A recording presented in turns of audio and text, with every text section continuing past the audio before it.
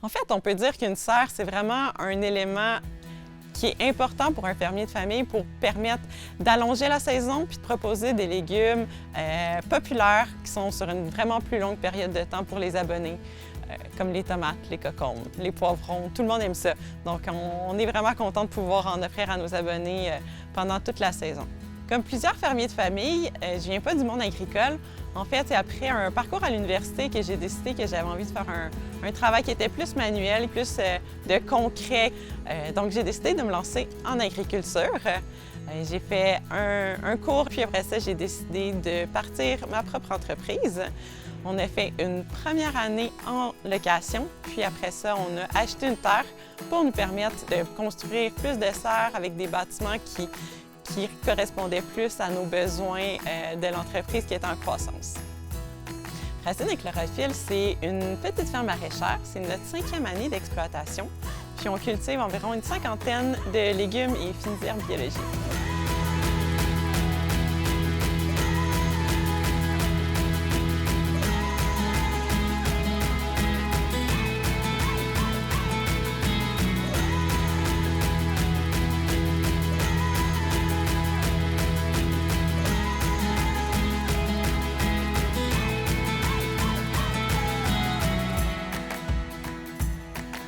C'est au printemps qu'on travaille le plus dans la serre parce que c'est la période de l'année qu'on part le plus les semis.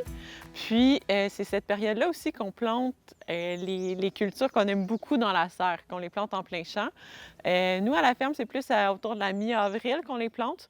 Donc, on fait vraiment la préparation du sol, on fertilise, puis après ça, on va planter les tomates, les poivrons, les aubergines. On va descendre des cordes aussi pour les tuteries. Donc, c'est vraiment le printemps qu'on travaille le plus en serre, mais on fait vraiment durant tout l'été, aussi durant l'automne. On est aussi en serre qu'on va implanter parfois des cultures un peu plus fraîches, qui aiment plus le froid. On va arrêter de chauffer la serre, puis on va pouvoir récolter ces cultures-là pendant vraiment plus longtemps. Toutes les plantes qui sont un peu plus grosses, comme des plants de choux, des plants de courges, les tomates, les concombres, nous, on les part à la ferme en transplant.